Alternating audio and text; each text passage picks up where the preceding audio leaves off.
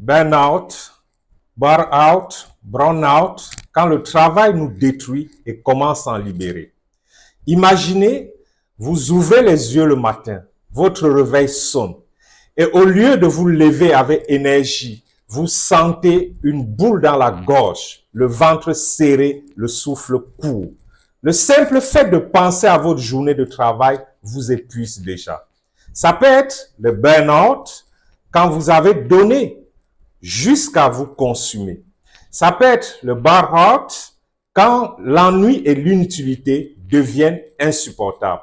Ou ça peut être le brown-out quand votre travail n'a plus aucun sens. Bonjour et bienvenue sur JTF Solutions, la chaîne qui transforme les casse-têtes RH et juridiques en solutions simples, concrètes et stratégiques. Aujourd'hui, je vais vous révéler les 3 visages cachés de l'épuisement professionnel et surtout, comment éviter qu'il ne détruise votre équilibre personnel et votre carrière. Le premier visage est le burn-out, l'incendie intérieur.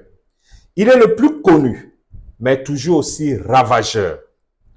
C'est ce moment où la surcharge, le stress et la pression écrasent tout. Vous donnez, mais vous ne recevez ni reconnaissance, ni soutien. Conséquence, fatigue extrême, estime de soi en chute libre, troubles alimentaires, addiction, isolement et souvent dépression.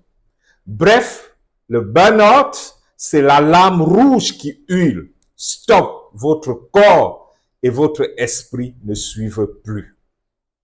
Le deuxième visage de l'épuisement professionnel est le burn-out, l'ennui qui tue à petit feu. À l'opposé du burn-out, c'est la sous-charge de travail. C'est quand vous avez l'impression d'être payé pour rien. Pas de mission stimulante, pas de défi, pas d'objectif. On vous confie des tâches que même le premier stagiaire venu sera capable de faire. Vous êtes sous-utilisé, c'est culpabilisant et dévastateur. Petit à petit, c'est l'ennui qui vous ronge. Des études montrent que plus d'un tiers de salariés perdent le temps au travail faute de tâches utiles. Mais attention, être payé à ne rien faire n'est pas une chance, c'est un poison. Il mène à frustration, perte d'estime, détresse psychologique, parfois jusqu'à la dépression. Le burn-out, c'est le vide qui consume de l'intérieur. Le troisième visage de l'épuisement professionnel est le burn-out, la panne de sens. Vous avez du travail, parfois même beaucoup, mais les tâches n'ont aucun sens. Trop absurdes, trop éloignées de vos valeurs, trop inutiles. Imaginez un infirmier qui est recruté pour soigner des patients, mais son chef lui demande de passer la moitié des journées à remplir des tableaux administratifs que personne ne lit. Il va continuer à travailler, mais sans enthousiasme, car il se dit que son énergie n'est plus utilisée là où elle est utile. Résultat, démotivation totale, retrait progressif, absence répétée, puis souvent démission. Parce qu'au fond, à quoi bon continuer si ce qu'on fait ne sert à rien? Le burn-out, c'est la baisse de tension psychologique. Pas de feu qui brûle, pas de vide qui ennuie, mais une coupure de courant intérieur. Comment s'en sortir? La première étape, reconnaître ces signaux. Mettre un mot sur son mal-être, c'est déjà 50% du chemin. C'est le premier antidote. Ensuite, agir. Du côté des salariés, osez parler, cherchez du soutien, posez vos limites.